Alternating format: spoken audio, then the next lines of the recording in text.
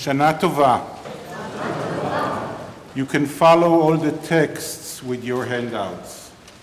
I shall make pleasant songs and weave verses, because for you my soul longs, my heart yearns for your love. This is part of a poem that is called the Poem of Glory. It is sang every Saturday morning before an open ark at every Ashkenazi synagogue.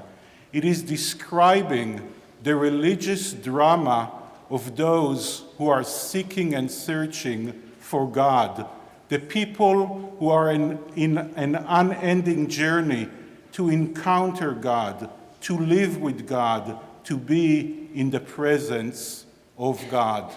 And the poem brings a question: where does the religious drama lies? Is it in the exclamation mark of those who are assured that there is God, who can see God in their lives, who feel the presence of God in their worlds?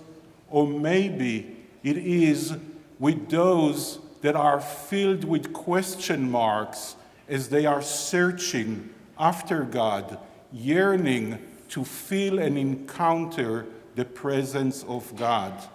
The poet continues saying, they depicted you, though you are not as they depicted. You know, Adonai is one and God's name is one, but different people imagine God in different ways. And the poet is saying to us, none of those imageries fits my experience. I am at an experience of full faith and full heresy at the same time. We miss something that was part of our lives and now it's gone. We yearn for something that we are not sure that we ever encounter. And this is a state of torn faith that is part of our culture, of our religion and our tradition since the time of the Torah till our times. In Psalm 84 we read, my soul yearns, even faints, for the courts of Adonai. The psalm is written in a time that there are no courts of Adonai anymore. The temple is destroyed, but the psalmist is yearning for something that does not exist anymore. And in another psalm, in Psalm 42, the psalmist is saying, as the deer pants for streams of water, so my soul pants for you, my God. My soul thirsts for God, for the living God. When can I go and meet with God? The image is of a deer in the desert searching desperately for water to revive her soul. And the poet, the psalmist, is saying to us, this is my state of belief. I'm searching for God just like someone in the desert is searching for water. Maybe I will find some water in the desert to revive my soul, maybe not. And this torn state of belief is of the God seeker, that at the same moment that they are searching for God, for a living God in the world, they're not even assured that God even exists. This is the moral quest to bring back the biblical God that, according to the Bible that we were taught, was there to guide our ancestors and watch them and fulfill promises to them. And we are now thirsty to the God that maybe is here and maybe is not.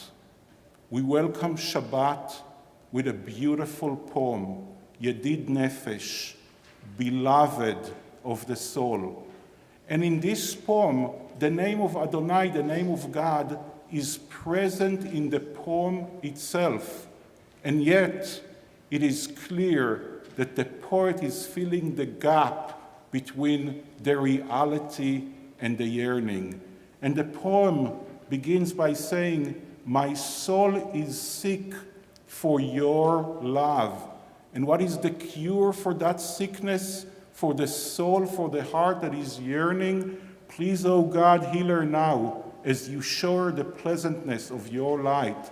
All that I'm asking you, God, is please, my beloved, reveal yourself and spread over me the shelter of your peace. Be quick, my lover, for the time has come. This is a poem that tells us of this drama where you feel the gap between what you're searching and what is present in your life. It's a poem that tells us about a journey of faith looking for a God in a space that is empty of a living God. That is the drama of the God seeker. That is the unending thirst and yearning to the presence of God. That is the attempt to try and make the question mark whether there is God into an exclamation point, but that is a futile attempt because there is no real good exclamation point and proof to the presence of God in our world. And you can experience at the same time the full assurance that God is here with the full assurance that God is not here. The wish that God will be part of your life and the knowledge that the living God is not going to show up anymore. It is filled with beauty. It's an experience that is filled with essence, with richness, and with positivity.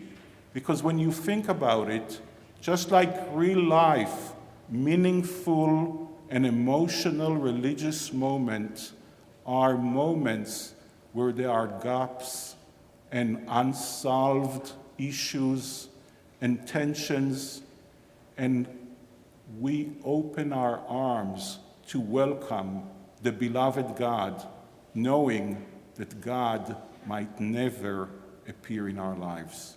Shana Tova.